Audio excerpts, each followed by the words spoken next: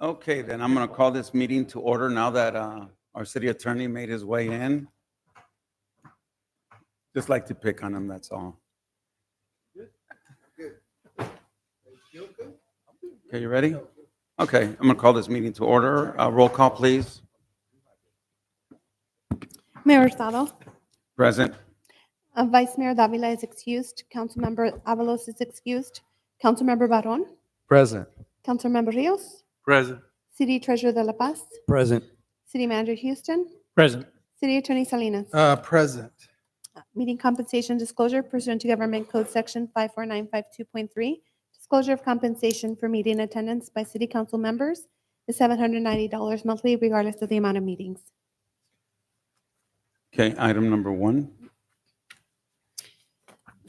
The City Council will present certificates of appreciation to Southgate Police Officers Keith Schwartzman, Abelardo Ocampo, Victoria Lopez, Eric Alvarado, Jennifer Lawrence, and Oliver Perez in recognition of receiving the California Highway Patrol 10851 award for combating automobile thefts. And B, Chief Darren Arcala will present the 10851 award pin to each recipient. Thank you, Mayor. Thank you. Councilmember Barron, would you do the honors, please? Thank you, Mr. Mayor. So I'd like to make the presentation by the Southgate City Council on behalf of the citizens of Southgate in recognition of receiving the California Highway Patrol 10851 award for recovering 6 stolen vehicles and making 6 stolen vehicle arrests in the year of 2021. Signed, our Mayor Gail Hurtado. And these are going to Police Officer Keith Schwartzman. Councilmember Barron, can I say a few things? Oh, Kind of- yes, please. Kind of tee this thing up. Go ahead, I appreciate it. Council, Mayor and Council, I did want to mention that 10851 is actually the California Vehicle Code for auto theft. But according to the California Highway Patrol in 2023, over 202,000 vehicles were stolen at an estimated value of about $1.8 billion. This is a 2.1% increase from the 2022 total vehicle thefts in California statewide. The average rate of vehicle thefts in 2023 was approximately 1 vehicle every 2 minutes and 36 seconds, with an average loss of about $8,900 per stolen vehicle. When I report our annual crime stats at the beginning of the year, sadly, I have to report an unacceptable amount of auto theft that occurs in our city. However, Southgate is not alone in this crisis, as California has reported record numbers of auto theft in the past several years. The Southgate Police Department has done a phenomenal job in recovering stolen vehicles and making arrests for their effort. We want to recognize these outstanding Southgate police officers. I do want to give the criteria for what qualifies officers for a 10851 award pin. So in one instance, you have to make 6 separate rolling stolen arrests, which means you have to identify a vehicle that's on the street that's stolen, pull the vehicle over and effect an arrest, or recover a total of 12 stolen vehicles, and a minimum of those have to be 3 rolling stolens, or the third criteria is develop information resulting in the identification of a vehicle theft ring. We're doing 3 years here. Typically, we will do them annually. We're a little delayed on this, but going back to 2021, Officer Keith Schwartzman recovered 6 vehicles and made 6 arrests. He's not here tonight. For 2022, Officer Ocampo made 15 recoveries with 3 arrests. Officer Victoria Lopez, 25 recoveries with 4 arrests. And then in 2023, we have Officer Alvarado, who made 22 recoveries with 4 arrests. Officer Lawrence, 15 recoveries with 3 arrests. And Officer Perez with 22 recoveries with 3 arrests. I'll turn it over to you, Councilmember Barron. Just bring them up. We've already read the names, so You did the hard job. He stole his thunder. Sorry about that, So but if I- he has the gun, so we're not going to Yeah, we argue. want to argue with the chief. So if I can have Officer Ocampo, Officer Lopez, Alvarado, Lawrence, and Perez, please come up.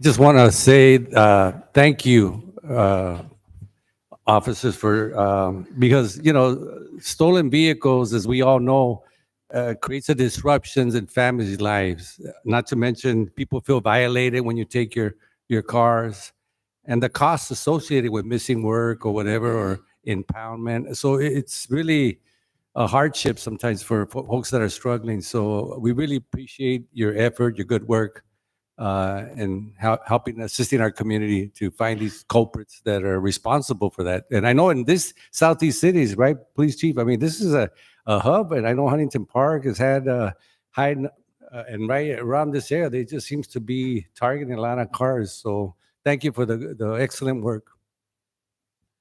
Also, let me just tell you that a lot of times people think, well, it wasn't my car that was stolen. No, what people don't understand is that affects insurance rates. So every time you have vehicles that are stolen, it impacts everybody. And again, I'm glad that we have our officers. I'm not going to mention which one, but one of the officers out there, I knew her when she was like that small. She was one of my noisy neighbors.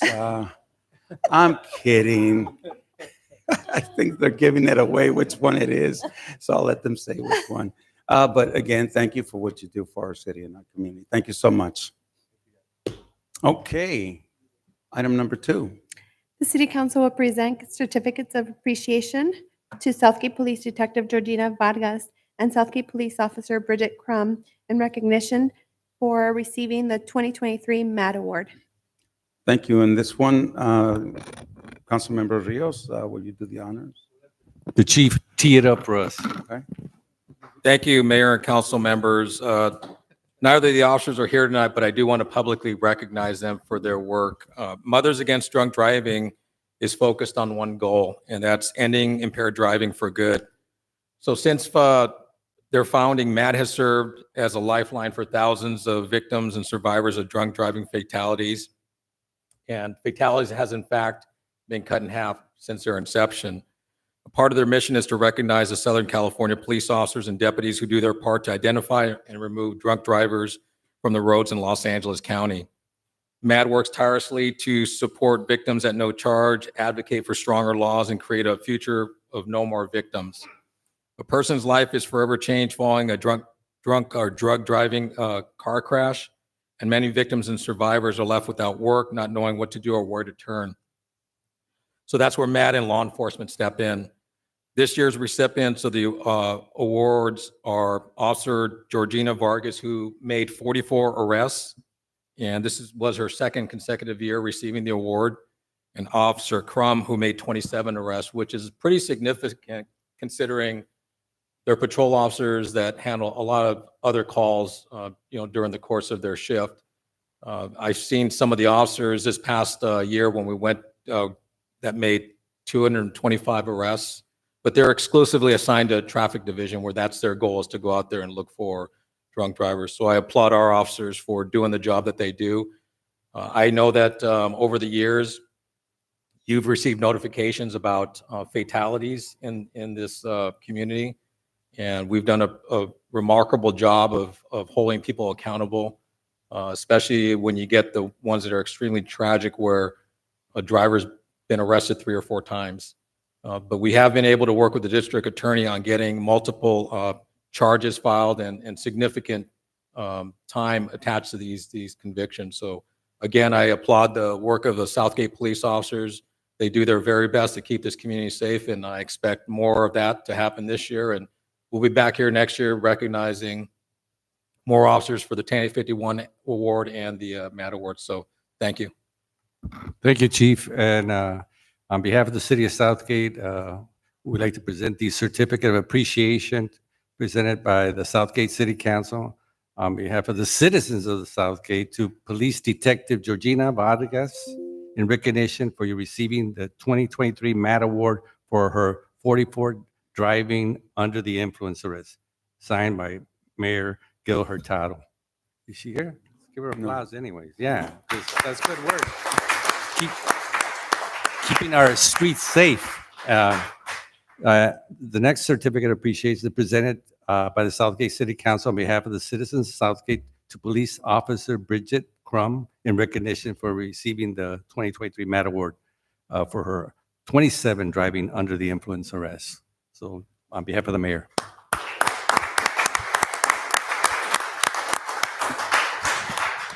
Wow, thank you for keeping our streets safe. And it's just, we've had too many accidents in our community. And so it's good to know that our police force is out there enforcing the law and making our community safer. So, and it's risky too, the work you do. So thank you for your service. And thanks to all our officers in every department for the great job that they do in Southgate. The level of crime here in Southgate is, I was looking at the stats from, 20 years ago and where they are now. And it's phenomenal, the amount of work that our officers do to keep us safe, whether it's, robbery or whatever, or drunk drivers. It's phenomenal. So I want to thank you, Chief, for the work that you and your staff are doing. So congratulations to all of you. Thank you.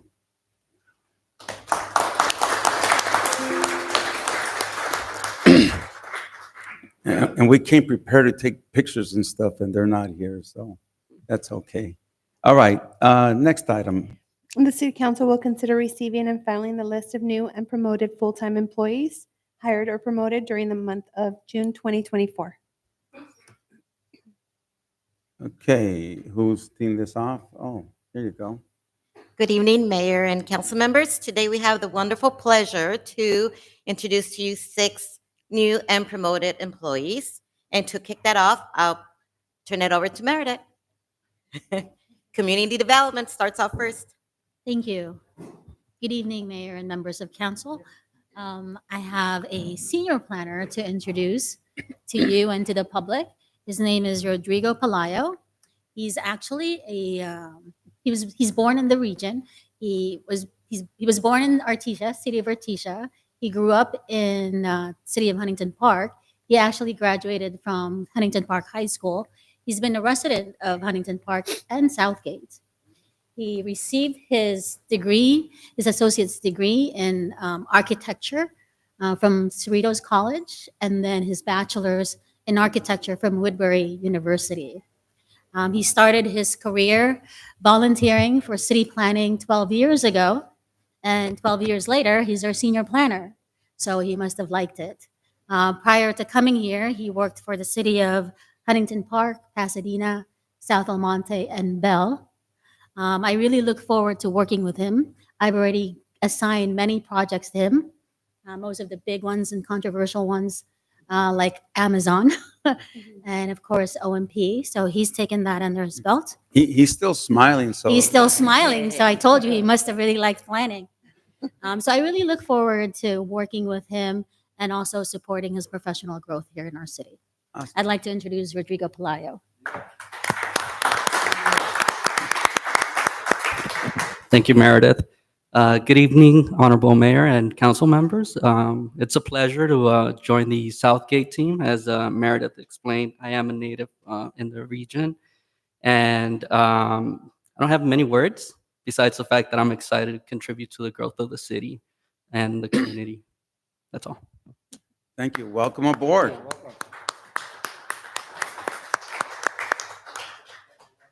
Say that, Rodrigo, and that's great that you grew up in the area and you're familiar with the community. I think that helps enhances your contribution to the planning department, and because being a resident is different, it makes a difference. So thank you for wanting to work here. Nellie, who's up? Next, we have Steve with Parks and Recreation. Good evening, council. I'd like to introduce you to our newest recreation coordinator in charge of our aquatic center. This is Miss Valeria Davila, or Val as we like to call her. She has been with us in the city for 6 years, but she's been a resident here for 24. She's one of those Tweedy Elementary School kids, right? Southgate Middle School, Southeast High School, so one of the newer versions of life out there. She's currently going to college and majoring in kinesiology. How do you say that? You Kinesiology. did well. We're doing good at that You did okay. kinesiology part. And she is now following in line with Patricia Mitchell, who our swim stadium is named after, Leslie Consuegra, who has been moved up to be our aquatic supervisor. And now I present to you Valeria Davila. Now, she'll come up and talk on the mic a little, but she may tell you to stop, not to run or no diving or something like that. It's just in her nature. But as one of our heads of our swim stadium.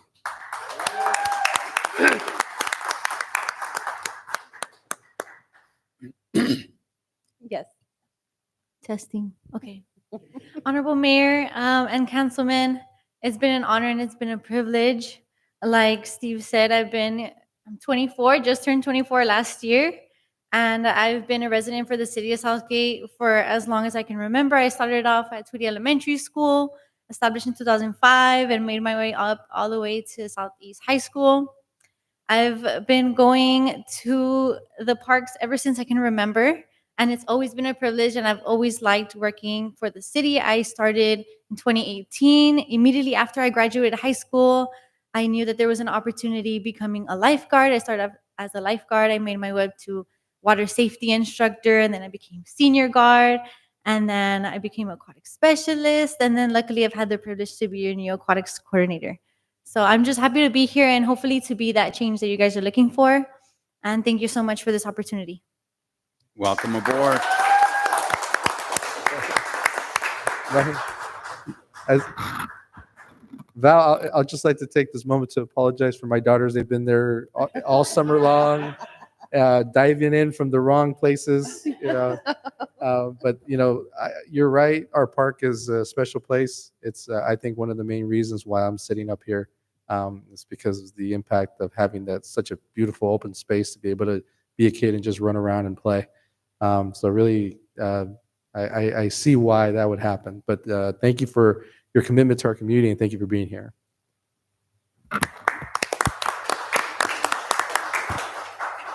Valerie, I just want to congratulate you on receiving this promotion. And I know I see you a lot at the park, at least 3-4 times a week in the pool. But yeah, I know your leadership role over there with Leslie also. You make the place really. It's a great atmosphere there with all the guards, the lifeguards that are there helping out. It's a young crowd, and but they've taken it on, and thank you for all you do. And it's great to have somebody like you that just grew up and raised here and continue to contribute in your community. So congratulations. Yeah. Let me just say, I think that, swimming is such an important activity. It helped me a lot. I don't go swimming much, and the reason is that I have scars on my legs and they look pretty bad. However, when I got out of the hospital when I was 10 years old, I struggled walking. And one of my cousins said, "No, I got an exercise that's going to help you out." And I didn't even know how to swim, but he threw me in the water, and believe me, I learned kind of fast. And the exercise actually strengthened my legs. And, I can tell you that as I talked to my colleague over here, Al Rios, he works out a lot. I don't see him running, doing a lot of that other stuff, but he goes swimming. I said, that's actually the best exercise you can do. It doesn't take a toll on your body. It doesn't, the joints don't hurt as much. And he stays fit doing that stuff. So again, thank you to, our entire staff there at the park. We need to get out there a little bit more often. Over the weekend, the city manager and I went in there to take a look around, and the staff was looking at us like, "Who are these guys walking in here?" And somebody had to tell them that's the city manager, and they, "Well, what does that mean?" And that's the name. And maybe they thought we were going to get in the swimming pool with all the mud, but yeah, they were looking at us kind of funny, and I hope it was for that reason or not because we look funny. But thank you for joining our team here. Welcome aboard. Thank you. Okay, who's next? Public Works. Yes, Mayor and council members. I'm always excited to introduce our new employees, and today I could not be more excited and proud of the individuals that I'm going to introduce. These folks are growing up here in Southgate from a perspective of their careers. One is growing his career and on his path to greatness. The other one has achieved greatness, and we're hoping to get to have him stick around for another 10 years then? No, yeah. So, Lorenzo Camargo was hired here in 2019 as an engineering technician. Since then, he's been promoted in this short period of time to an assistant engineer and now to an engineering associate, where he'll be responsible for, wait a minute, this is Dan Dyer, and I'm talking about the wrong guy. So let me see. So Dan Dyer's been with the city here for over 33 years, and he's dedicated his entire career here. So we're really proud to see him grow. Get this, he started here as a water meter reader, promoted to a pump operator, water quality system lead worker, acting water manager, which is really at the top, and now he's a water operations supervisor. Dan is about one of the most reliable individuals that we have in the water division. When you want something done, when you want someone to talk to somebody with knowledge or what have you, he's one of those gentlemen that we can speak to. He didn't make a commitment out loud, but I'm sure he said that if he was promoted to this position, he'd stick around another 10 years. Maybe at 43 years of service, he could retire. So didn't tell him that he might get invited to come up and say a few words to you all, but it's a pleasure to introduce Mr. Dan Dyer. Dan?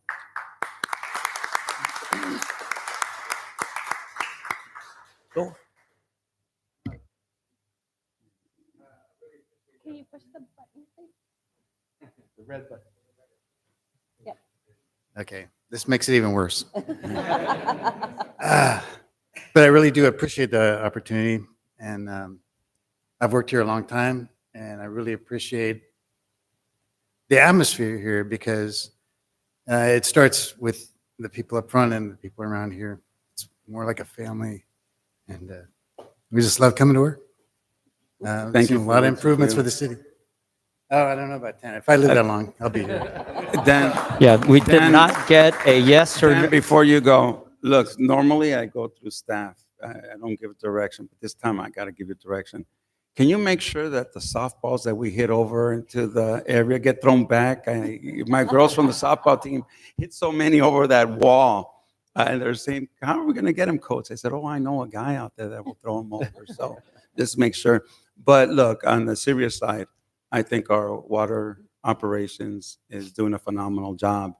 And I really take offense to some of the things that people are doing on social media to politicize when we have the safest drinking water that we can ask for. So I just want to say thank you for what you do, and let's see if we can do a better job of protecting our staff from these attacks that are unnecessary. So again, thank you for what you do, Dan. But give me the softballs back, okay? I just threw one over the other day. I know, we found it. And this picture, I was not carrying flowers on the top of the tank. Oh, no. They're bigger than you are.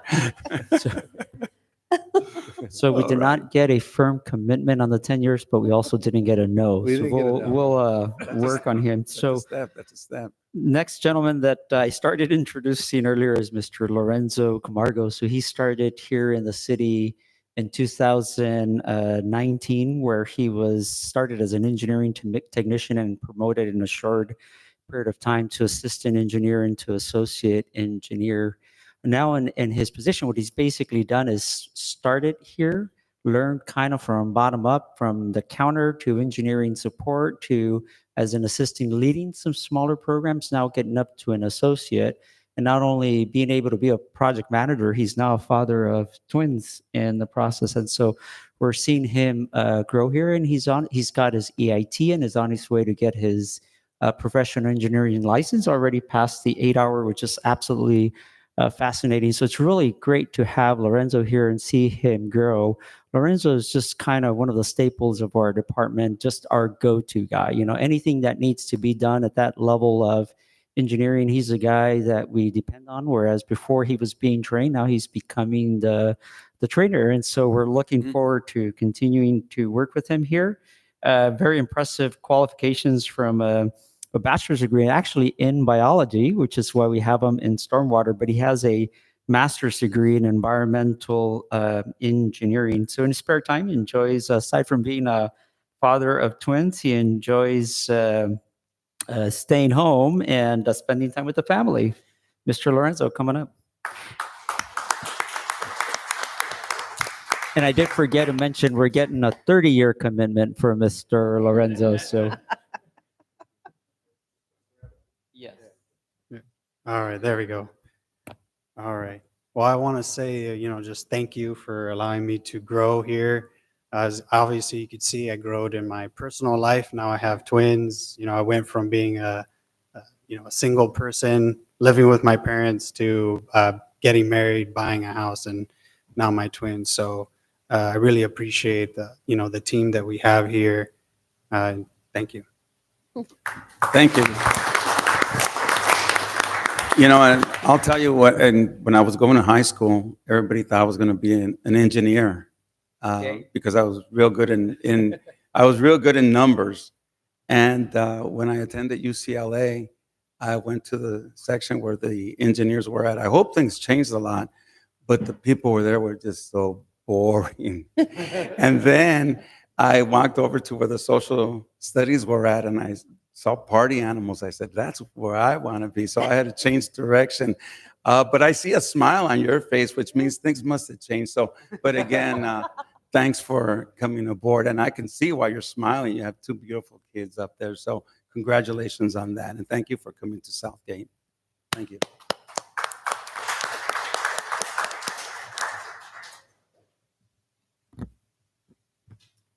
Good evening, council members. I'd like to introduce you to Hanrei Chang. After a long search for our senior accountant who retired in December of last year, we were able to find a very qualified individual. Hanrei Chang comes to us from the city of Redondo Beach and then also from the city of Glendale. So he has lots of experience in accounting and with the exciting numbers that you were speaking of, Mayor.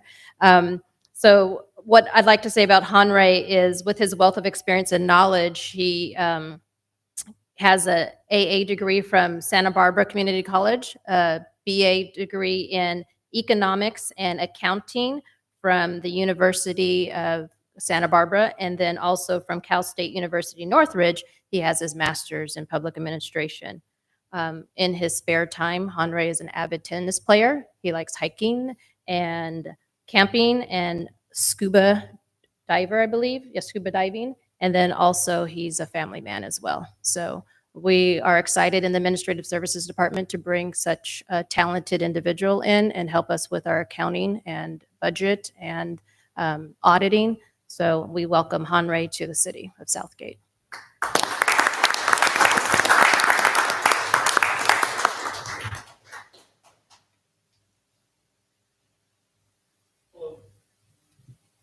Green is good, right? Yes. Yes. Thanks for the introduction. I didn't know I was going to be up here today, so I didn't prepare anything, but just want to say thank you. Happy to be here. Very motivated to improve things. Yeah, I'm here for public administration. Thank you for joining us. Very much needed. Thank you so much. I've had like 2 conversations with him, and he's like one of the most pleasant people you want to be around. So welcome aboard. Did we already warn him how long the last person? The last person that held that position was 32 years. Yeah. So So day you one. said Good job. 10 years for one, and all right. Who's next? Chief. Mayor and Council, Leonardo isn't here tonight, but I do want to recognize, and as a new hire, Leonardo Perez. He was an interesting hire. He actually came from the educational profession. He's got we hired him as a civilian custody officer in June of 2024. He's got a Bachelor of Science degree in criminal justice from Cal State LA and a master's degree from Cal State Long Beach. He was previously a full-time substitute teacher with LA County Office of Education. And when I did my interview with him, I asked him why the change in profession. And he just said that he wanted to give public safety a try. And I think it was fitting for him to come into this profession because we look for individuals with emotional intelligence, and working in the jail, you need to, deploy those emotional intelligence skills to deal with people that are, for the most part, in circumstances where they would rather not be. So when we hire, we look for these skill sets that can transfer into our profession and be very effective. Leonardo, you'll meet him sometime in the future, but he's our new employee. Yeah, that actually can lead to a lot of other things. You're right. My son started as that. I think they just called it a jailer other than that in Redondo Beach. And now he's a crime scene investigator. He started watching that program, Dexter. And he said, I want to do that. I said, what, chop people up and throw them in bags? No, CSI. And so, yeah, but that's where he got started as a jailer. So again, congratulations to your team for bringing on board very talented people. That's what makes you successful. Thank you again. With who? He's not here. Oh, with the other people. Oh, yeah. Everybody that was called up, Val and Danny and everybody else up here. I forgot.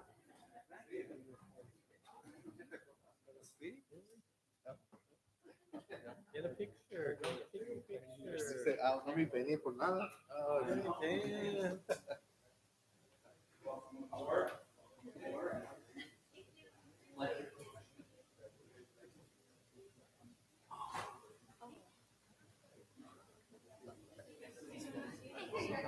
Hey, get a second.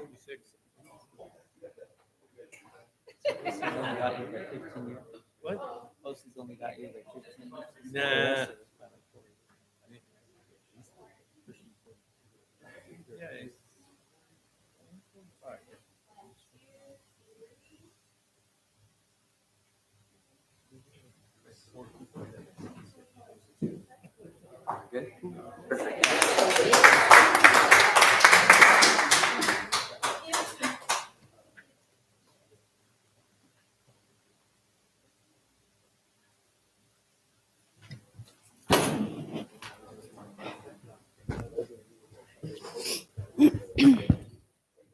Okay, so where are we at now?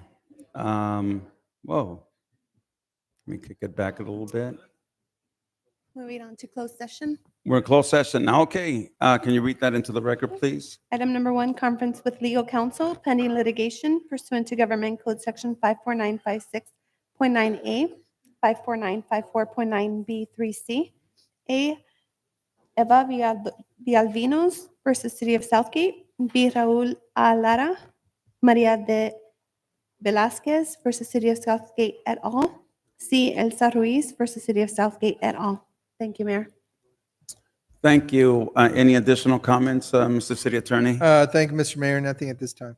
Okay, you want to introduce the gentleman and then we can Yes, introduce him I later will. on? I'm pleased to announce we have a law clerk, Brad Collins, who's been spending the summer at our law firm. He is a law student at the Loyola Law School. He is a veteran of the military. Thank you We're for very your honored service. to have him here. And he's going to be joining us in closed session as well, Mr. Mayor. Excellent. Thank you for that. Okay, at this time, let me open it up to the audience. See no one, I will close the audience portion. Are there any emails on this? We have none. Okay, all right, we'll come back.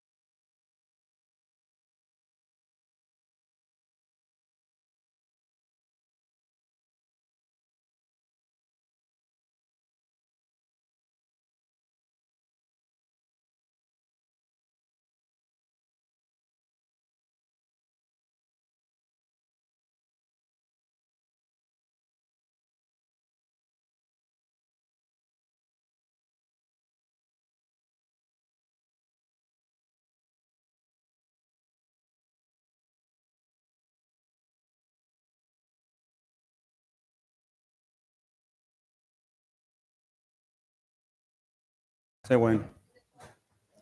Just letting everybody know, we're just a couple of minutes behind. As soon as we get all our, and by the way, you're going to have a short group here today.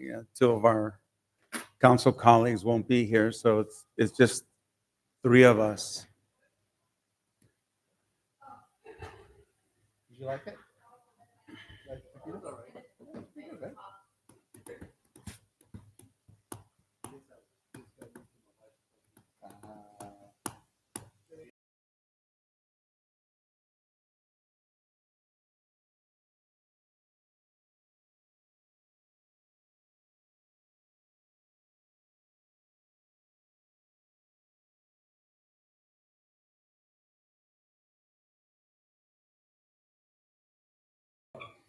All right. So, oh, are we back? I was just gonna explain, so we have a meeting, then we have closed session where we talk about legal matters, which we have to do back there. And then we come back and the city attorney reports on what he can report. And then we finish that meeting and then we start the other one. Okay, so are we ready to go? Yes, sir, Mr. Mayor. Okay, are we ready?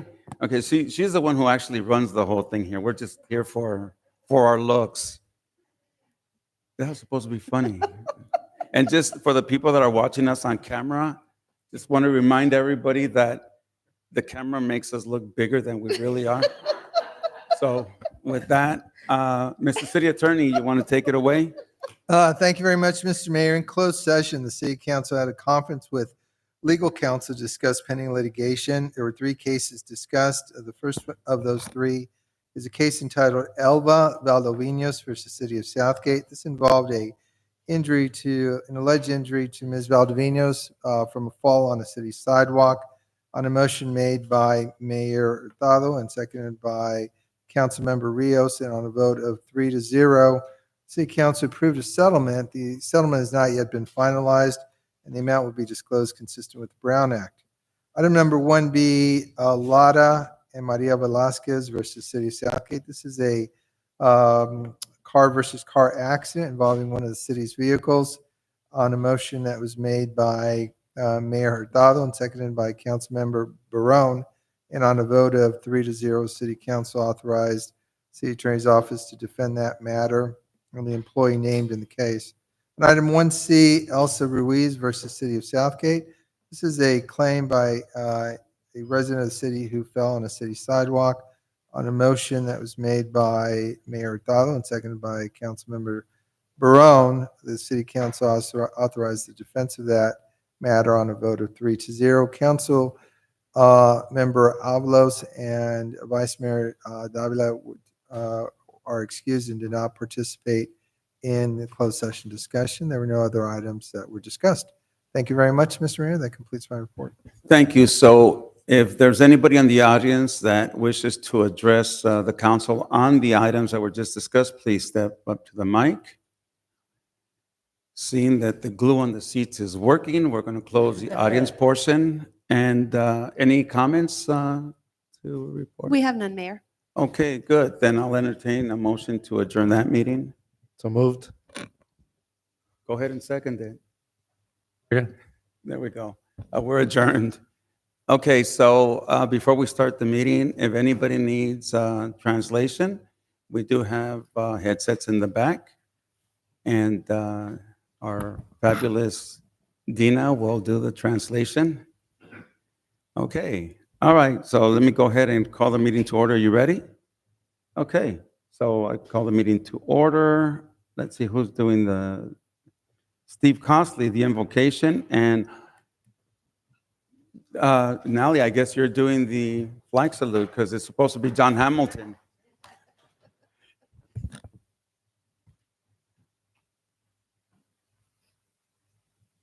Please bow your heads with me. Heavenly Father, we just thank you for this day and for all that you do provide for us, Lord.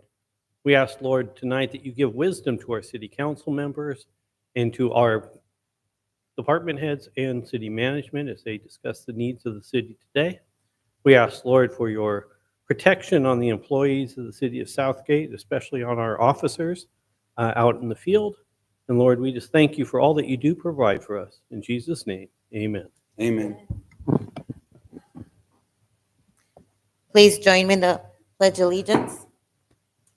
Pledge allegiance to our flag, United States of America, and to the republic for which it stands, one nation, under God, indivisible, with liberty and justice for all. All right. See, you weren't expecting that, right, Nally? But, oh, were you? Okay, because it says John Hamilton, and you're certainly not John Hamilton. Okay, roll call, Yodi. Mayor Hurtado, Present. Vice Mayor Davila is excused, Councilmember Avalos is excused, Councilmember Barron, Present.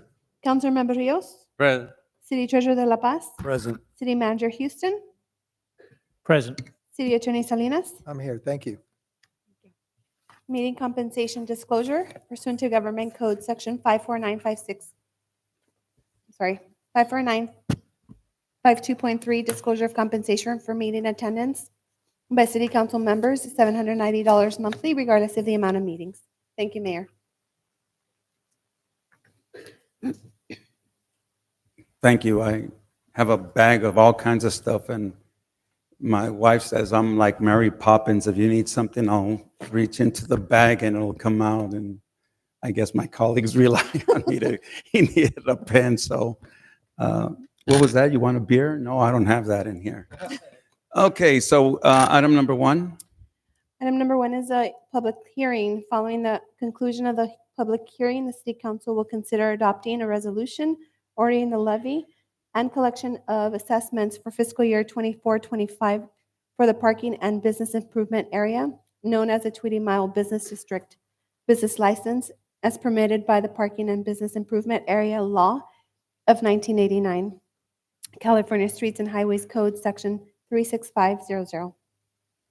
Thank Mayor. you. I guess Nally, not Nally, I'm sorry, Giselle. I'm just so impressed that Nally's here Mr. today. Mayor, Yes. if I can just add, during the public hearing, during this time, the public has the opportunity to provide any rebuttals. I have my email open. They can email me at yglaze@sogate.org. And if there's anyone here in the audience who would like to provide us that rebuttal, it does take more than 50% of the rebuttals for it to be changed or different. Thank you. Thank you. Okay, Giselle, you're up to bat. Just give a minute for the city clerk to pull up the presentation.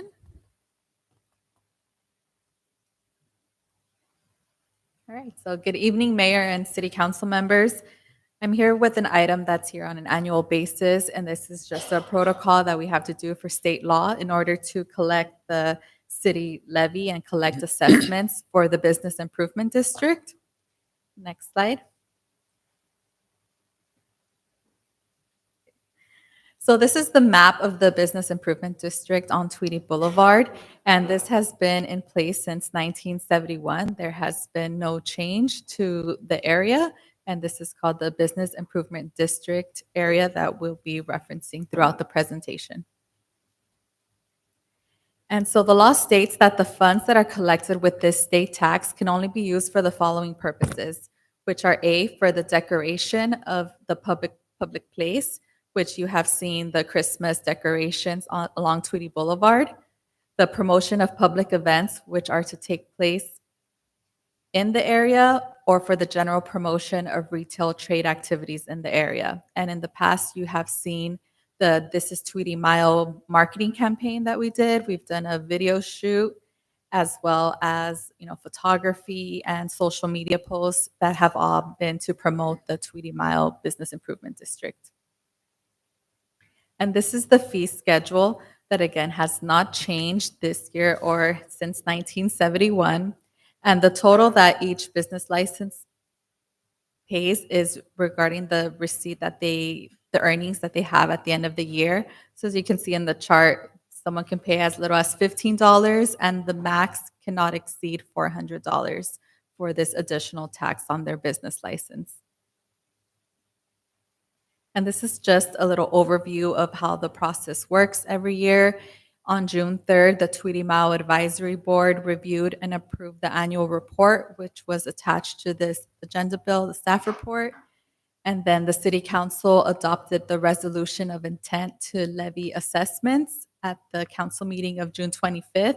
After that meeting, staff prepared a letter and mailed it to all affected businesses within the area and let them know about the opportunity to protest this tax.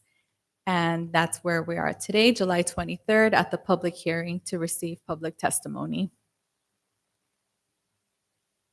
So the noticing procedure was also done in the LA Wave newspaper on July 5th.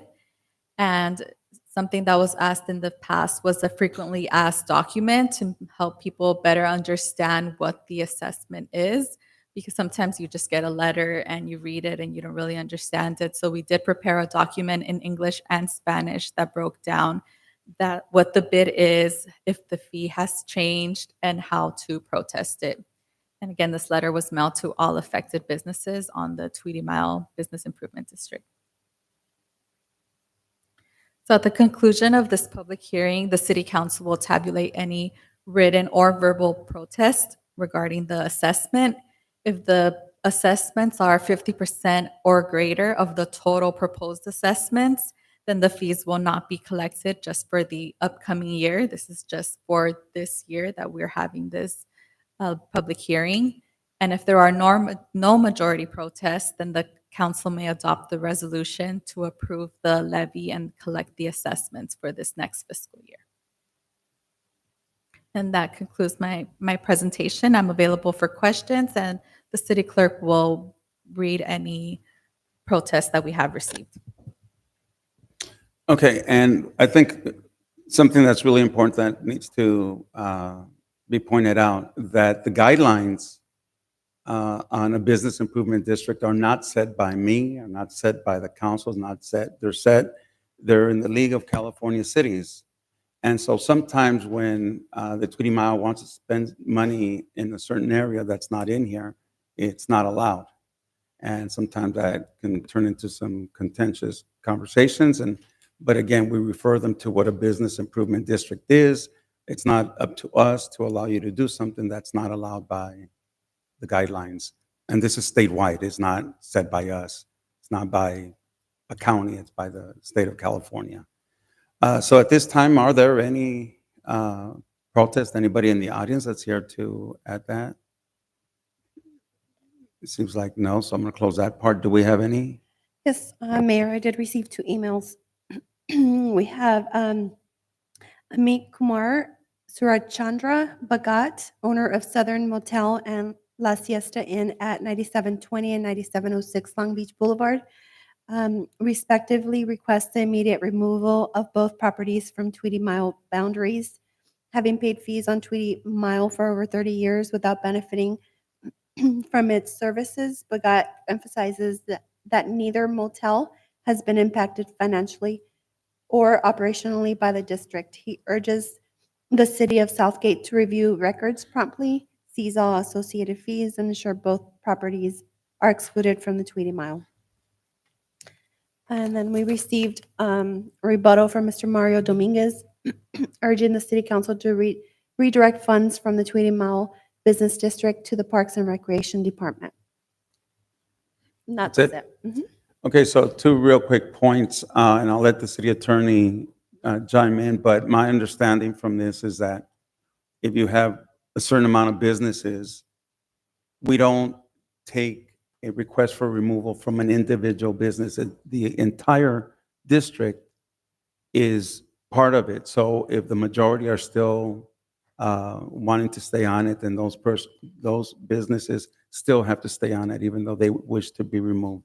Is that correct? That's correct. The city can always redraw the district itself, but that's a different proceeding. The purpose of tonight's agenda item is simply to record whether there are any protests to the continued assessment to the Tweedy Mile Business District. I would add, Mr. Mayor and the city clerk, that since the city clerk has already invited anyone to submit any protests, and there being no protests, that the city clerk declare the time period to submit protests to be ended, to have ended.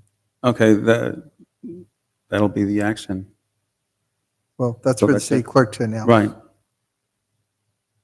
So no more. Right. After we speak of this, there's no more to be, and the time is 6:47 PM. Okay, and at this time, it's not like our call. We have to basically give the blessing to whatever the wishes of the people in the Business Improvement District. But Mr. City Attorney, I think it's appropriate also to respond to Mr. Mario Dominguez, who wishes that we take the monies from the Business Improvement District on Tweety Mile and push them over to another project that's not related. And correct me if I'm wrong, and I don't think I'm wrong, that we're not allowed to do that. That money has to be used for the Tweety Mile only. There has to be a nexus to the businesses that are assessed and the way in which that money is spent. So you're right, you cannot do that at all. I would also, and I'm not sure if I missed this, we did ask if anyone wanted to submit any protests. I'm not sure if we opened it up to just anyone that wanted to speak in favor of it or make any other comment I about did it. that earlier. Yeah. So if you did that, then I think we're good. Thank you, Mr. Mayor. Okay, so at this time, I'm going to make, any questions? Okay, then I want to make a motion that we move forward with this. You need a second? I'll second. I got 2 seconds, pick one. Councilmember Barron, Okay, so roll call, please. Councilmember Barron, Yes. Mayor Hurtado, Yes, Councilmember Rios. Yes. Thank you. and let the record reflect that 2 of our colleagues are not here. Okay, let's see. Oh, we're going to go ahead and open this up to comments. No, let her read that in. Comments from the audience on non-agendized items? We're going to open up to the audience. For non-agendized items, yeah. There's nobody. Okay. What's that? Yeah, so if anybody's here to discuss something that's not on the agenda, if you came for that reason, this is the time where you address us. And we do not respond because it's not agendized, but we are here to listen. Up here.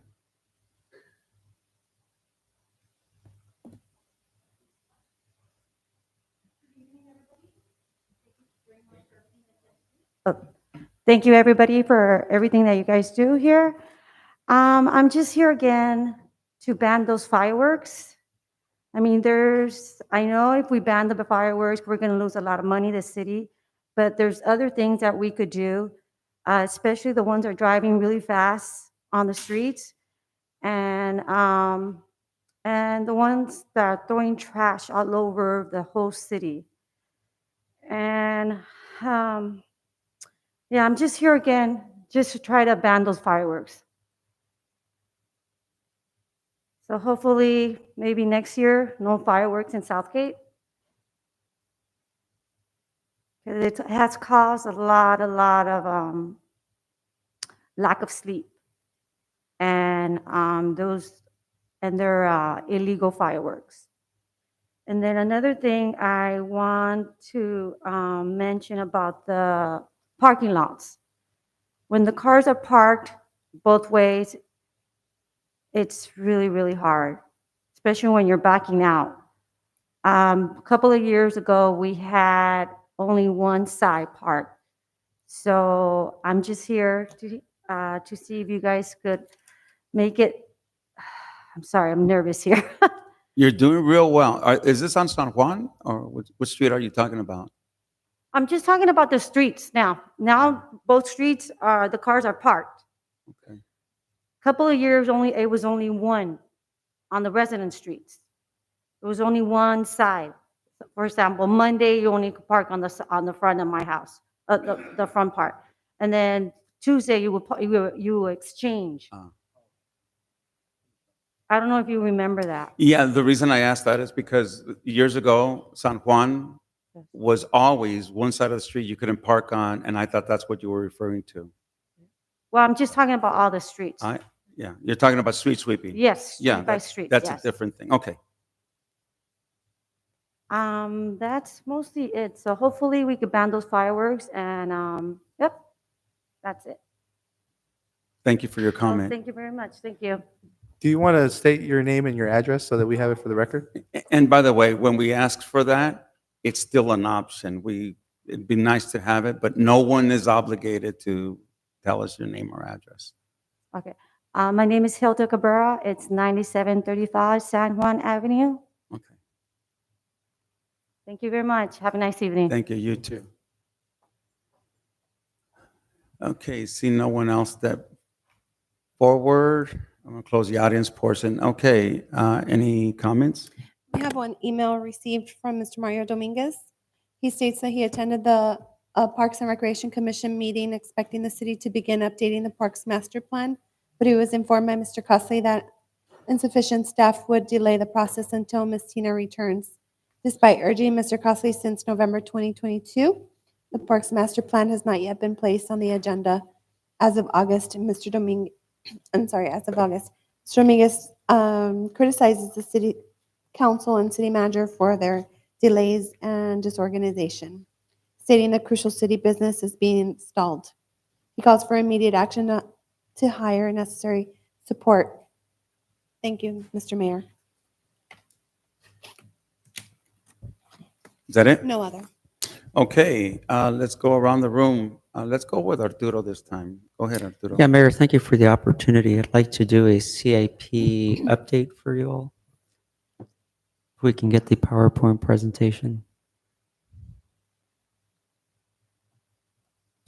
So I'm going to make this update pretty brief. A lot of the projects that you see here have already been presented many times, and I just wanted to give you a quick status update on the 20-mile Complete Streets project. The City Council awarded a construction contract. We're now prepared for a pre-construction meeting and on schedule to start construction in August.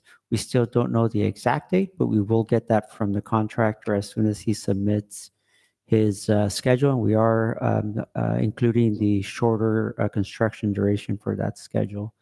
Next slide. On the Urban Orchard project, we've made as much progress as possible now, despite the impediments that we encountered. We've now submitted the final application to the county, which is known as a PCL-UP. We're waiting for their comments on that. We've also completed draft final design, so those are moving forward in tandem. We will be bidding the project in advance of having approval to see if we can time approval with having a contractor on board. So we're eager to hear from the county, and we're making contact. Next slide. So pleased to announce that this particular water main replacement project has been completed. It was a project with over $3 million in improvements that had a 4-month construction schedule, and it was completed almost about a whole month ahead of schedule. This project dates back to the time when the general public was complaining about our water system and where a fire hydrant would get hit and water would brown. We launched this annual water main replacement project. Fast forward to today, we've now completed 2 phases where we're replacing all of the water mains, the laterals, and pretty much renewing the water system in those areas. So this project was substantially completed this month, and it's now in full service. So I appreciate the councilor's leadership on this project and authorizing the funding to construct it. Next slide. Also wanted to announce Real quick, I'm glad you're making this presentation because there were some people I talked to on Tweety thought that you were putting a fountain on Tweety. Yes. So I hope we can get the word Yeah. out there to the people, let them know that it's No that fountain on Tweety. The only fountain on Tweety is on Southgate Park, right next to Tweety, but no water fountains on Tweety. Also pleased to announce that the Hawkins Tank Rehabilitation Project is now substantially complete. This project focused on rehabbing our reservoirs at that particular site, which is where we store water, particularly for emergency purposes. I wanted to mention that at the end of the day, this Friday, there should be new artwork with the new City of Southgate brand facing Firestone Boulevard. So when you drive through there, look out for that. There's a second component to that. There can be artwork facing the Urban Orchard Park that'll be beginning sometime soon. But this project is another $4 million investment for the city's water system in terms of improving reliability and so on. Next Didn't slide. we agree to put our images up there? No? Yeah, and some That didn't softballs just in case, right? case. We thought if you show up, we'll throw some softballs over. If here, this is I wanted to just depict the status of the capital improvement program graphically. This year, we have over $100 million again in funding to build a variety of projects, which I've listed here. As you can see, those projects are throughout the city and many, right? You have roadways, water system improvements, residential streets are being improved, parks are being improved. So anybody who would like to learn more can either go on the city's website that is on the bottom of that exhibit, or contact the Public Works Department for more information. And a lot of these are under construction. Some of these that are under construction are highlighted in black text with, that is, italics, to demonstrate that they're under construction. The others are under some stage of design. Next slide, please.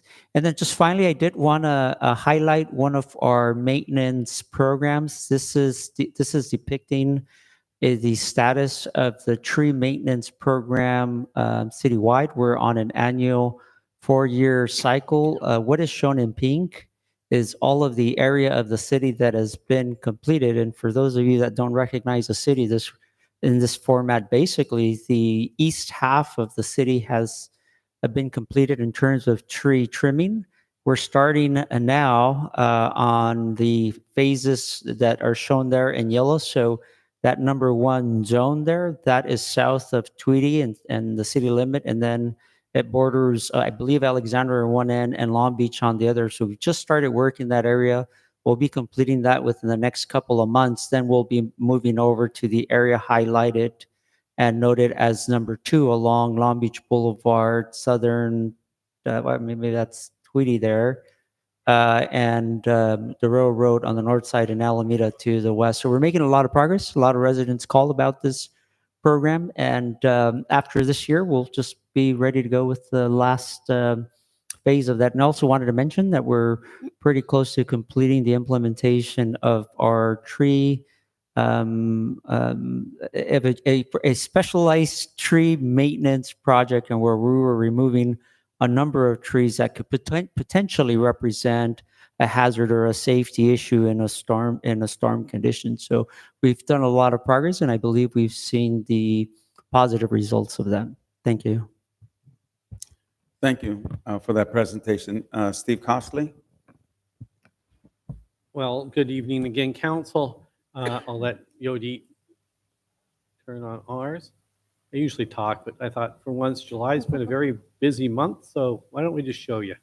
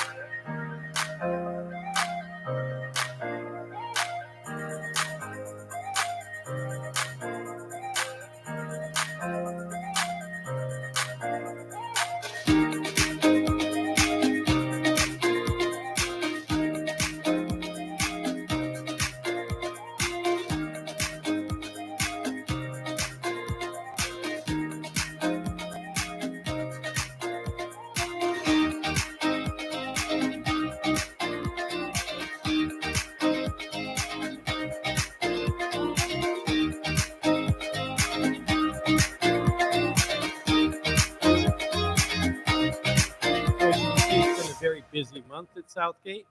for the Parks and Recreation Department, a good time had by all. Our last concert in the park will be Mariachi Divas. We'll expect our biggest attendance of the year at that. We had almost 450 last week, and we're expecting over 600 at this one. So it will be a good day for that. And then starting in August, we have movies in the park. So lots of things still happening here, and lots more to enjoy. So come on over. Thank you. Meredith? Yes, thank you. I just wanted to announce that we did send our first email to the members of CAC, informing them that we will have a reorganization meeting on August 28th, which is, I believe, the last Wednesday of August. Yes, August 28th, 6:30 p.m. And I would also like to ask for your help in informing your members or your appointees to attend that meeting, please. Thank you. And if mine don't show up, please let me know, because I, want them to be showing up to them. And if they're not, hope they have a good reason. What, no video, no presentation? Is this, we start Not to get this used time, to I'm it. sorry. Okay, Wendy, you're up. Thank you, Mayor. On August 1st, I just want to announce to the public and to also council, we'll be doing a migration of our cashiering systems. So that day, we will have the counter, only the water counter business license will still be open, but the water counter will be closed while we transfer the system and get everything up and running. So there will be a little bit of impact, but we should be ready to go on the following Monday. All right, okay. Nellie? Hello again. So we've been very busy with recruitment. We currently have 11 openings, ranging from recreation leader to grounds, police officer, deputy director of finance.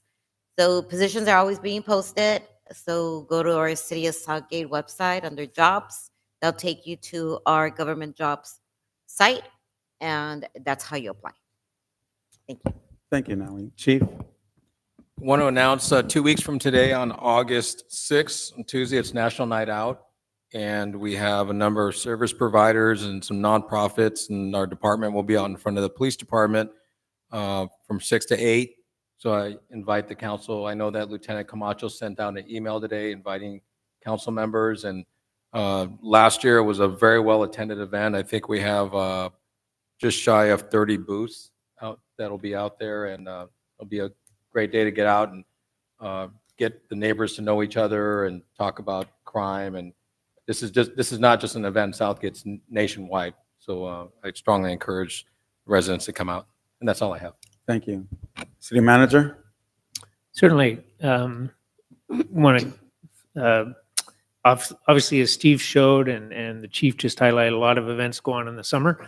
One of the events that was scheduled for later in this month was a car show that was being put on by the Tweedy Mile Association, and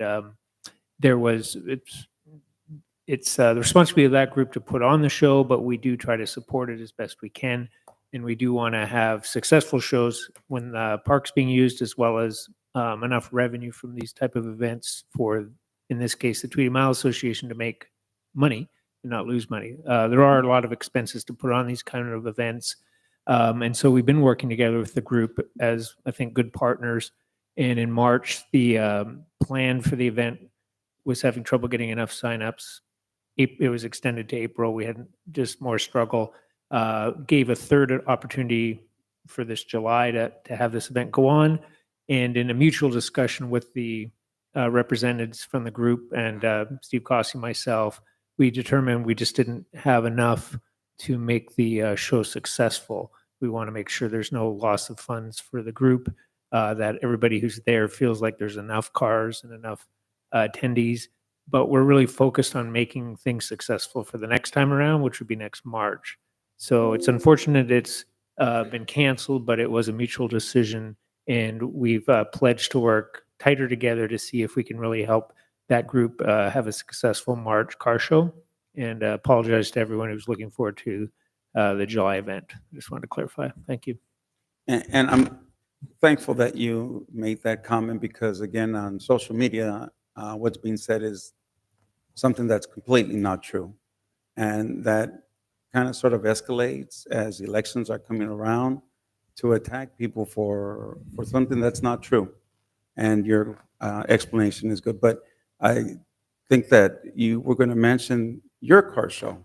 And I think it's important that people who are interested in the car shows get information. So I don't know if you have any update as to when your event is? Yes, I do. We are holding it on Saturday, September 28th at the golf course. It was our inaugural season last year for the Centennial, and we're doing it again this year. We've been planning it for the last 6 months, and we're looking for a good showing. It's a good opportunity to get out there. The Parks Director has graciously allowed us to use little putting greens because last year the kids were running around on the putting greens with their own golf clubs. So I think it's a good family environment, and we had a lot of positive feedback. They just felt safe the way it was handled, and we're looking forward to it again this year. Yeah, and I think it would be appropriate to just say that the president of the Tweety Mile worked really hard to try to bring the car show, but you can't force people to participate, and sadly, he could not get enough people that have the cars and participate in these events to show up. And so again, kudos to him for his effort. Mr. City Attorney. Thank you very much, Mr. Mayor. Nothing to add. I did want to highlight that I do have Brad Collins here, who's a summer associate acting as an honorary assistant city attorney, even though he's not licensed to practice yet. He's here. He's a second-year, rising third-year law school student attending Loyola High School, and he is a Army vet. We're happy to have him here, and we are greatly appreciative of his service to our nation. Thank you, and welcome. You're retiring tonight, you said, right? Is that what we're doing? No? Okay. Madam City Clerk, you're up. Yes, Mr. Mayor, thank you. Wanted to remind everyone that the nomination period still continues until August 12th. We have August 12th, 5:30 p.m. We have 3 council seats available. If you would like to pick up nomination papers, it's at a city clerk's office. And then I also wanted to, on a personal note, congratulate my daughter. Our kiddo's getting married this Friday. Her and her fiance, Ron, have been working hard for this wedding. So I just wanted to congratulate them and wish them happy life, full of love. Thank you. Oh, congratulations. Okay, awesome. Mr. City Treasurer? Nothing need to report, but just want to make a quick comment related to the illegal fireworks.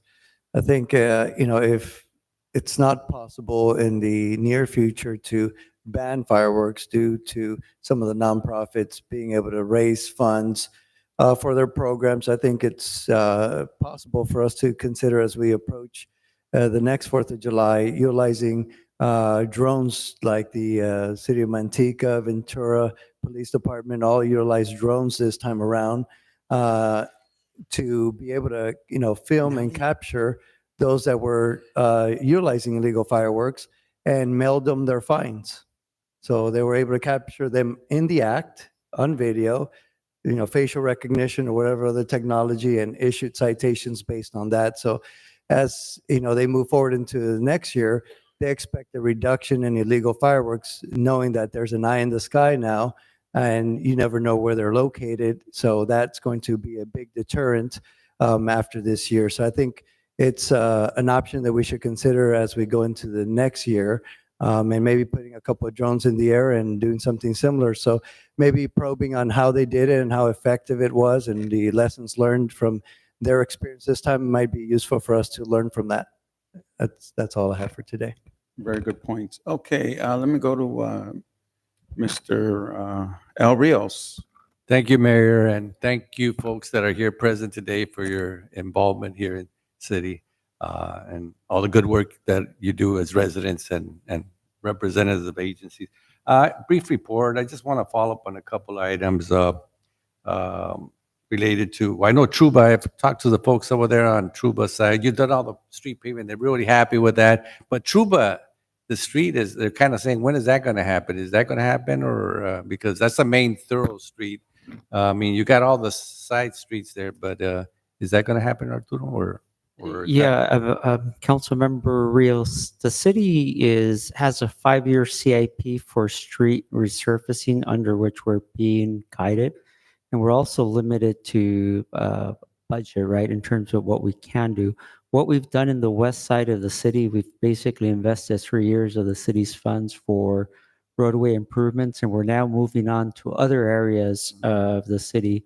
So right now in our capital improvement program, we don't have plans to do any additional streets in those immediate areas. But I will, at the next council meeting, I will present the next phase 4 of the residential resurfacing project so that you can see what streets are being recommended, and those are in line with what the council previously approved to have design as well.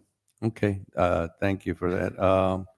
And then I know that the community development report, JB Hunt, I noticed there was a little synopsis on their development. I guess they're going to expand their project there, and is that right, Meredith? JB Hunt, I know they're a trucking company right by Target on the back of there, and it just raises some concerns that more trucks in the area, and it seems like they're going to have 2 phases. I guess I would like to know a little bit more eventually, because there's already too much congestion, and I heard from them they're going to create this Western headquarters, and that's kind of scares me that more trucks in that area is just, what are we doing? I mean, I just have some concerns about that, and hopefully we could address those, or at one point get brief so we know what's going on before it's too late, after the project's too far ahead, and then we're looking at where we can't even, but are they going to do, so that, and then a couple, Chief, summer is here, and, there's always a notion that crime is up, the heat kind of, is that the correlation? Is crime up, or just a question in general? Yeah, I don't know if there's any longitudinal studies done to show that crime spikes in the summer. I know that there's more activity, more kids are out of school, more people are outside because they don't want to run their air conditioning, but I don't have any numbers, and there's no spikes because I just pulled the past 6 months, and I didn't notice any significant spikes. Okay. Maybe some of it's gone up, but nothing that's alarming. Thank you. And then the last thing is, I know we employed a new app to kind of help us to address some of the issues, whether it's sidewalks or different things in our community, right? Bulky items and things like that. I think it's been about 6 months. So how is that going? I mean, is that we just to get some feedback from, a little bit about that app, and are people using it, and how are we responding to it, and just an update. Yeah, we can take a look at that and maybe at the next council meeting provide an update. It is being used. To what extent? I don't have a full report to offer, but I'll look forward to providing an update next council meeting. Okay, thank you, Arturo. And then I just want to say thank you all those folks that participated in the fun run. Hey, Mr. De La Paz, we missed you. Maybe next year, our city attorney, city manager, maybe we'll invite Brad over there. But we had a lot of fun. So that concludes my report. Okay, thank you. Councilmember Barron. Thank you, Mr. Mayor. So yes, I'll go ahead and start off with the fun run. It was fun, as they say, right? The next morning really wasn't, but we hung in there. But it was really great to see, of course, all the families out there. It was an event that had 800 people register, and it looked like it could have held a lot more. So maybe next year we can get to that 1,000 number. We can probably expand it there. I love the way your staff went ahead and broke it up into different running times. But it was really easy to get through each obstacle. I shouldn't say easy, but it was possible to get through each obstacle. But yeah, really good job by your staff. Thank you to the sponsors that were out there that continue to sponsor these events for our city. It's a great assistance to us. Tampico was one. Can you want to give them a little shout out, the sponsors, if you have them? Yeah, we had, as you said, Tampico was there. Amazon was a prime sponsor on the whole thing. So was a company called Dirty Worms, which sells a candy. I don't know what you call them, the little rubber. They're like gummy worms. bears. Like gummy bears They're gummy covered in worms. tahini. They're actually pretty good. There's certain ones I like, certain not as much, but everyone's got their own flavors out there. But we had a whole bunch. Ultimate was out there with us, and so was Is it Dunkin' Donuts? was out Dunkin' there? Donuts, who gave out free samples and stuff. Yeah. So we had a number of good sponsors out there and a ton of staff who helped out with the whole thing. So it was a good day. Actually, I have to also note the fire department was a sponsor. Right. And they used the fire hose out there, and I think everyone got wet under it. And the JAA was handing out ice creams. And the JA definitely Yeah, was so- handing out ice cream. Yeah, it was great. So again, thank you to your staff and to everybody. And to add on to that, one of the events that I know one of my daughters, I'll say one of my daughters is looking forward to, Sophia, she's really looking forward to the family camp night, August 3rd. You know, she hasn't got a chance to go out camping like my two older daughters because, you know, when they were small, we were going camping quite a bit. So this is probably be her first time in a camping overnight somewhere. So she's looking forward to it. And I think it's a great event for our community. And again, your staff just does a great job of coming up with these ideas and trying something new. So can't wait for that event as well. As some of you may know, I'm the president for Arcela Kiwanis. Would like to go ahead and you know, extend a invitation to any person in the audience who wants to learn about our organization, our service-based organization, what we do for our community. We're going to have our meeting on August 1st. It is a hybrid meeting from the office in Bell Gardens and also via Zoom. If you want more information, please go to our social media page at theselakiwanis.org. And then let's see, I just, like I said, on a personal note, my daughter Sophia, she turned 11 on Sunday, so I want to say happy birthday to her. And then today, my daughter Caitlin turned 17. She's going into her senior year in high school. I'm just a little bit amazed to say that out loud. The next year, I'll have two kids in college. It's going to be crazy. But happy birthday to you both. I love you 3,000. All right. All right. I'm starting to feel old because my kids are in their 40s and ay, Dios mío. Okay. And in any case, so a couple of things. So many years ago, I established a friendship with Governor Newsom, and we've been able to reach out to him whenever we need something. And this time, they reached out to us, and we had a meeting. If you can just give a brief on that, and I appreciate that Art and Steve were also in the meeting. Just a little brief on what we discussed. Yeah, thank you. The mayor did set up this meeting with a field representative from Gavin Newsom's office who helps support the presence and the work of the governor in the LA area. So we met him and a couple interns from their office and had actually a lengthy conversation to talk about what's going on in our city, our reflection on some of the governor's support and policies, and give our thoughts on where we could partner in the future, where there's opportunities. We also learned from the representative opportunities where there may be funding or grants in areas that we may have not looked before. So we're certainly going to investigate those further. And I think we also gave some feedback on some of the policies that have come out from the state and maybe some of the unintended consequences at the local level.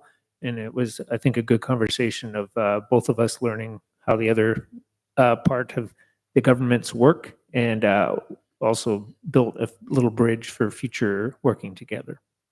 Thank you. And again, I think one of the things that you brought out, and I'm glad you did bring it up, is that if the direction is that by 2035, people are driving around in electric vehicles, number one, they're too expensive. You know, there's going to have to be some assistance in helping keeping those affordable. And number two, the point that you made as well was that stations to plug them in, right? And so hopefully there's opportunities to get some of that funding. I was having that conversation with our treasurer this morning or this afternoon. And again, it'd be nice if people are going to be driving around with electric vehicles. And then there's the other part, this one we didn't discuss, but As you know, our roads are always, throughout the state of California, are filled with potholes and other repair things. And the money that's used to repair it comes from the gas tax. Well, if people aren't putting gas in their car, that means that the rest of us who are putting gas in our cars are the ones that are paying for that. So some changes will have to be made at the state level and how to address the shortages of funds as a result of that. Okay, enough of that. One complaint that I've been getting from some folks here is that there are some individuals going door to door trying to sell water filters. So a couple of things. In Southgate, the only way that a solicitor can go to your door and knock is if they have a permit. Other than that, they can't go out there. But what's disturbing to me is what I'm hearing from some of the people who raise this concern is that these people are extremely aggressive, knocking on door, and people say, no, we're okay. What, you want to give contaminated water to your family? I mean, real aggressive and nasty.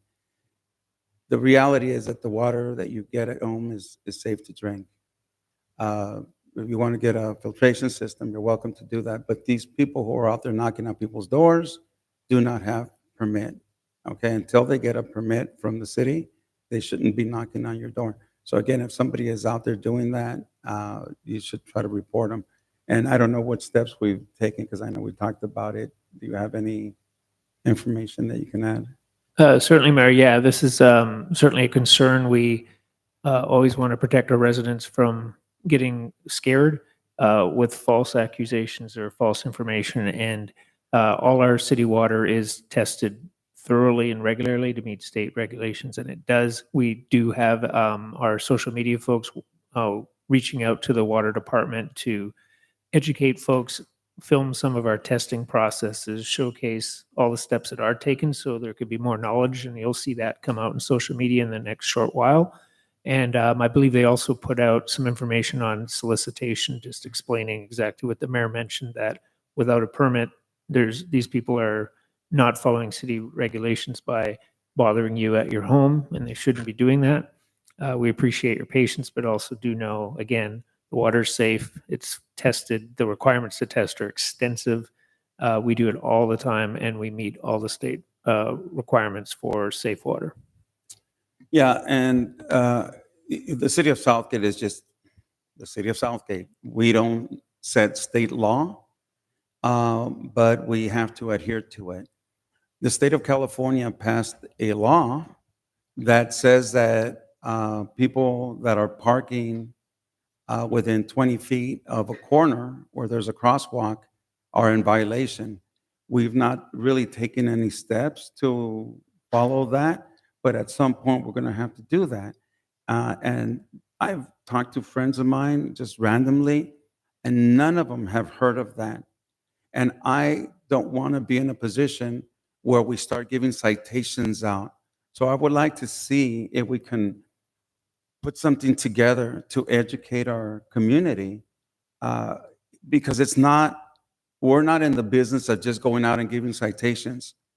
We're in the business of making our community safe. And this new policy, I totally get it because I see where some of the cars that are parked, and when you're trying to make that right turn, you don't see a pedestrian because there's a car parked. And so for the safety of people, the state of California made this law, but we've not followed it at this point. And the last thing I want is where we start giving citations out and people say, what are you doing? What do you mean this is a violation? So if we can put something together to educate our community, I think we owe it to them, because not everybody takes the time or is aware of where to read these laws, but we are policymakers, which we have to follow federal and state laws, and sometimes they override what we do. But anyhow. Yeah, thank you, Mayor. And I appreciate your desire to be proactive on this. And fortunately, the law isn't taking place until January 1st, 2025. So no one's in violation yet. 25. Oh, yeah, 25, January. Yeah, January 2025. No one's in violation yet. And I know the police chief has talked about having an education program that will be rolling out in the next few months ahead of time, which I think is excellent. And I think too, we've talked about this, and with limited resources and all the priorities in the city, certainly it'll be in mind, but not necessarily roving ticket trucks coming to every neighborhood every day. So it will be a something we'll look at enforcing where it's necessary or priority, and more information to come. Yeah, and if our public works staff can tell us where, there's a few areas where we put lines out there for people to know where to park, and some of them, I think, might exceed where it's going to be allowed, so we're going to have to review that as well. Okay, with that, let's go on to consent calendar.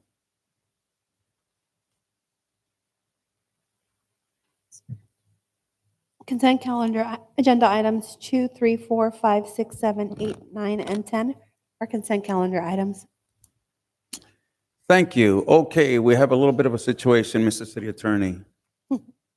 Okay, I told you I was good in math. There's 3 of us here. There are some items in which we find ourselves where we might have to recuse ourselves based on the law that prohibits us from participating in items that are within proximity of 500 feet, or whether it's beneficial to us personally. Now, I don't think any one of us benefit from any of these things, but we live very close, within 500 feet of some of these. So I guess my question would be, normally when there's 4 of us, we would draw straws, but there's only 3 of us, which means that all 3 should be able to participate. But if there are items on the agenda that are not of an urgent matter, should we be participating? I just want to make sure that we don't put ourselves in a position where we're in violation of state law. Mr. Mayor, let's just go through council member by council member what those items are, and then Okay. we'll address Fair them enough. that way so the record is clear. All right. So in Councilmember the Rios, case are of the you- mayor, which ones would you recuse? Oh, yourself? okay, 2, 6, 7, 8, and 9. And 7 really, maybe not, no, not really, right? 7 is not the pump right there, but, okay, so 2, 6, 8, and 9. 2 is the Urban Orchard, which is right next to the property. UWS is less than 500 feet. The 20-mile project, I have the office at the J, even though I'm a volunteer there, I've been recusing myself. And then the farmer's market is on park property as well. All right, so let me discuss those, and then we'll go to the other council members if Okay. I could. Thank you. Item number 2 is the Urban Orchard project that is within 500 feet. And It's within 5 inches. and you can recuse yourself there. Item number 6, we talked about this amongst staff here. This is a contract for a consultant to advise the city about solid waste. It really is a advice given on a citywide basis. It is not, while the theme is solid waste, and it would be something picked up by UWS, the focus of that has nothing to do with the contract that the city has. And I think you'd be safe to participate in that. And we discussed that among staff today. Item number 8, again, this has to do with the work that's being done on Tweedy Boulevard. You don't live near Tweedy Boulevard, and so your recusal from that is more of a preference as opposed to a legal requirement. And it has to do with the fact that I have an office for the Southgate JA on park property. I understand that. And at your advice, I recused myself the last time. I understand that, and the reason why you recuse yourself is because out of an abundance of caution and a matter of optics. But your role there is volunteer. Is as a volunteer, uncompensated. You have no financial interest there. The rules would not require you to recuse yourself, but as a matter of preference, obviously we respect your personal choices there.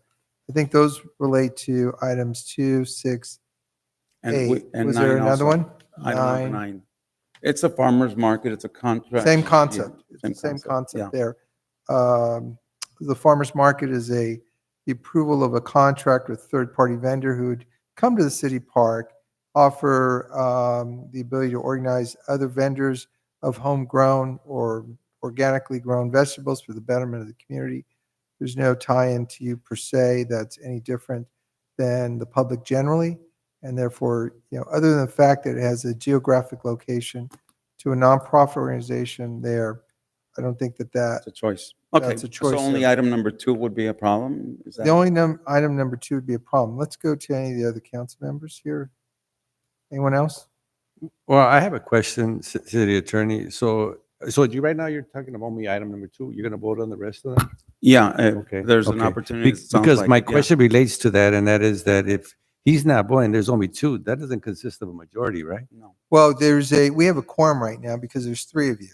And so 2 of you, it constitutes a majority and the item would be approved by the 2 of you there on this particular item. The city council can conduct business when there's a quorum met by the city council. That we have a quorum right now and the city can conduct business. Majority 2 of the would vote constitute be- a would majority Pass when- to My vote will count as a recusal. you'd be a no vote. A no But vote. you'd have enough votes to constitute a majority. Thank you. Do you have any conflicts, Councilmember Rios? No, I don't have any. And Councilmember Barone? I also was choosing to recuse myself from item number 8 and 9 because of my involvement with the Junior Athletic Association as a board member for their nonprofit. Again, same analysis there. It's a matter of preference for you. I don't see a tie-in as a matter of law. Okay. Does that change your opinion? Yes, I know that in the past we've just done it in a manner in an abundance of caution to be able to recuse ourselves for optics. But if we need to conduct business, then I should be able to.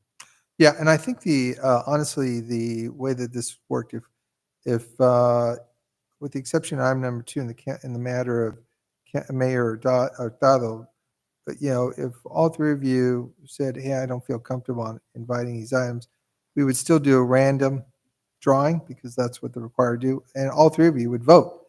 So we're at the same intersection. Okay. Can you just educate the people in the public so they understand what we're doing? Yes, so thank you, Mr. Mayor. So the state law requires council members to recuse themselves as a matter of law when they have a financial interest in a matter that's pending before the city council. The idea is to make sure that no action taken by the city council member would in any way benefit themselves there. A bright line test has to do with when there's a contract or an action item that falls within 500 feet as a crow flies, meaning in any direction of your residence there. In the case of Mayor Hurtado, he lives close enough to the urban orchard. The property at that proposed park site is adjacent to the area where the mayor lives. So that's a clear restriction under the Brown Act and the FPPC rules that apply to this that would suggest that the mayor would recuse himself there. There are other instances where this council has opted to go above and beyond what's required by state law. State law provides a threshold on conflicts of interest, but there's nothing that prevents a council member from going above what the threshold minimum is if the council believes that from a optics perspective, if a Joe resident living in the city of Southgate would question the decision of the council member for voting, then we have on occasion had council members recuse themselves from those votes so that the appearance of any conflict of interest is completely absent in connection with the vote there. This evening, we are faced with a situation where we don't have all 5 council members, but yet there's a need for the city to conduct its business. And so under this circumstance, I'm suggesting that the council may take a closer look as to whether they truly have a conflict of interest there or just one where, as a matter of personal preference, they typically would not vote, but it would not violate the state law if they did decide to vote. And I think that holds true for all 3 of you, with one exception, that being item number 2 for the mayor, because of his proximity to the park site and where he lives. I hope that explains what you've asked. Yeah, and just for clarification, if there were 5 of us here, and all 5 of us had the same conflict, we would still have to vote anyway, but we would draw straws, and only 3 of us would be voting, and the other 2 would be excluded out of luck. But the Brown Act would allow the council members to vote in any case. Okay, are there any members in the audience that wish to speak on any of these items? Items 2, 3, 4, 5, 6, 7, 8, 9, and 10? Okay, see no one step forward. I'm going to close the audience portion. Madam City Clerk? We have one email received from Mr. Mario Dominguez regarding item number 10. He proposes that the city council and city manager consider moving the minutes to be included in special meeting agenda instead of the regular meeting agenda. He questions the necessity of including the minutes in the regular meeting agenda and suggests that separating them would streamline the council meetings, making them more efficient. He also advocates for this change to prevent slowing down the meetings with items that could be easily moved to a special meeting agenda. Thank you, Mr. Mayor. Thank you. Okay, well, bringing it back, is there anything else you want to add, any of the items? Okay, council colleagues? Mayor, I just want to let the public know that all of us kind of, on these items, we do discuss with staff, just so you know, all these items, a lot of us, we meet with our staff to discuss these issues and get any clarification. So I think we've embedded all these issues, so I just want to let the public know that. I want to make a motion that we approve 2 through 10 as presented. Okay. Mr. Mayor, just one point of clarity on one item. It's a very de minimis change in one of the agenda items.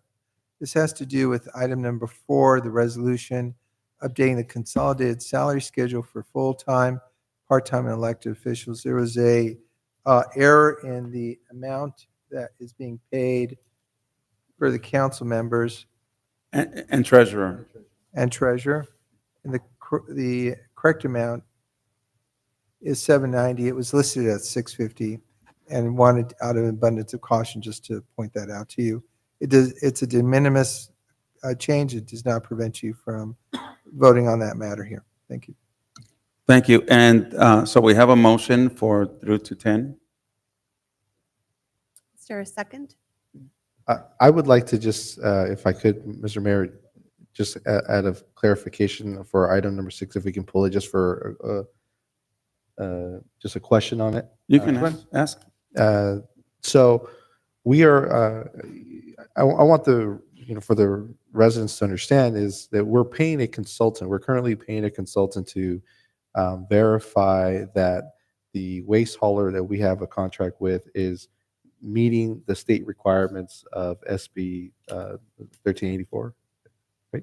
Or 1834. So one of those two. I might be transponding the numbers. But I want to make sure that we are aware that it's not something that we're adding to our waste hauler, because I had a lot of residents contact me saying, is this something additional that we're providing to UWS? And it's not. It's just a contractor that we have that is really in the interest of the city, making sure that UWS is diversion rate is meeting what the state requirements is asking for. I think you've basically covered all. I could defer to Arturo for a little enhancement if you'd wish. Is that Yeah, right? absolutely. So Councilmember Ribeiro, so the city has a franchise agreement with UWS that is very complex in terms of providing services and helping the city meet state requirements. There are several bills that the city is required to comply with, and we're contracted with UWS to accomplish that. This particular consultant is a specialty consultant in the solid waste arena. Their job is, one, to make sure that UWS is doing their job. The franchise agreement has many aspects in scope of service, and they're making certain that they're doing their job. Second, the commitments that they're making, like the achieving the diversion rates and all, and what have you, that is also being discussed. And third, when the state wants to audit the city for practices as a whole, whether it's with involving UWS or the city's record keeping or all of the aspects that we've got to comply with, then they're helping us deal with the state. So it's a consultant service to help us manage all of the requirements, both on the service side and on the regulation side. Right, and I think it's important to point that out because a lot of work was done by our city staff, UWS, to really educate our residents of the importance of separating their trash and keeping organic trash into green trash. And the importance in that comes back to this, right? We are regulated by the state to make sure that we're meeting that criteria and that threshold. So when we are making this investment, it's because we want to show that we are doing that and that our residents have been educated and they're doing their part in that diversion rate for us. Yeah, and that's correct. And that actually holds true not only for organic waste as well as recycling organic waste and how we're managing just general solid waste, as well as how businesses are doing. I do want to mention that the city has always had the service. We just changed structure. Previously under waste management, they did both. We thought that perhaps that the city could have better management and oversight if we separated the two. So we're simply continuing the same, except with under a different structure where we have a consultant and then we have a service provider so that we can be more objective with our management of the program. Okay, thank you. And I'll go ahead and second the motion. Thank you. And just before we go on to the vote, so a couple of things, as my colleague to my left indicated, that we do review this with staff, but we also read all of this. We get this material on Thursday. We read the material Thursday, Friday, Saturday, Sunday, study it to the best of our ability, and then we meet with staff and ask questions on those things that might be a little bit too technical or confusing. So we read everything, and then we bring these issues up to them, like the salary thing. I don't know if any of my colleagues, I know that I had caught that myself, that number was incorrect. In regards to the item discussed by Joshua Barone, Councilmember Barone, the law, not the city of Southgate, but the law at the state of California went from 2 containers, which would go to landfill and would goes to recycling, changed. The first one changed in 2016, and the state was requiring that we have a green container. But not many cities were actually following that. In 2018, another law was made, which said that cities have to get a 4th container, and that 4th container was for food waste. However, they did allow for food waste and green waste to be in 1 container. So the cities chose what they were going to do. And we had until January 1st of 2023 to be in compliance. Now, there was a lot of criticism as to why we did this. The answer is real simple. If we had not done this, the state of California would have fined every city that was not in compliance a grand total of $10,000 a day. $10,000 a day. So it was really not a choice. So that's when we went out for bid, and numerous companies put in their proposals. And once UWS put it in the proposal, I had to no longer participate in it. But I think that the decision that was made by the 4 council members that were on board at the time was very appropriate. They went with a company that was providing these services at the least cost to our community, and that's why we have what we have.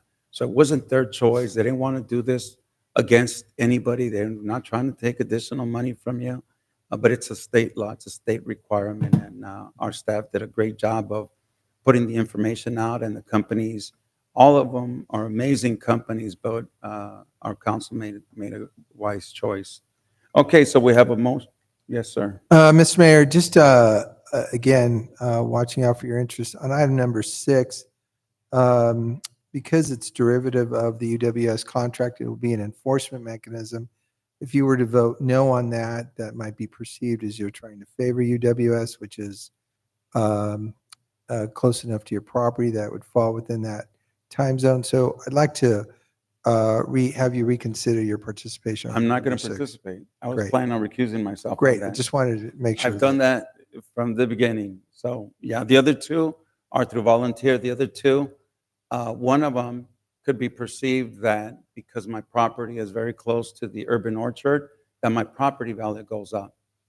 The other one, if I vote no on it, it could be because they have too many trucks that are impacting where I live. So that's the reason why I have been recusing myself. So we have a motion by We have a Councilmember motion for Rios. items 2 through 10 2 through and 10. seconded by Councilman Barron. And you, Mr. Mayor, are recusing yourself from item 2 and 6. Is that correct? That's correct. Thank you. So roll call. vote. Councilman Barron, Yes. Councilmember Rios, Yes. Mayor Hurtado. So yes, but on items 2, because of the urban orchard being too close to my property, and item number 6, because UWS is close to my property, I am recusing myself on those. And 2 items, item 8 and 9, I am only participating because I have no financial interest in that. And it's only 3 of us here today. Whew. That was a mouthful. Okay, where are we at? Item number 11. Okay, you want to read that into the record, and then Councilmember Barone, you take the lead on this. Auditor? The city council will consider approving the warrant register for July 23rd, 2024. Grand total is $1,986,809.82. The cancellations are 100148, 101840, 101908, and various stale data checks as listed in the staff report. Thank you, Mr. Mayor. Thank you. Thank you, Mr. Mayor. I'd like to go ahead and open it up to any member here in the audience who has any questions regarding the warrant register for July 23rd, 2024. Seeing none, I'll go ahead and close our audience. Any emails or? We have one email from Mr. Mario Dominguez, also urging the city council and the city manager to consider moving the warrant register to the special meeting agenda instead of the regular meeting. He calls for immediate action on this change to upcoming meetings to ensure they run seamless. Thank you. Thank you. I'd like to bring it back to my colleagues here. No questions. No question. No questions? Can I get a motion to? Motion to move forward. Second. We have first and second. Roll call, please. Councilmember Barron, Yes. Councilmember Rios, Yes. Mayor Hurtado. Yes. Motion passes. Thank you. Okay. Motion to adjourn, and we are out of here. All right. Thank you, all for everybody. coming. And Councilmember Barone, that is my pen.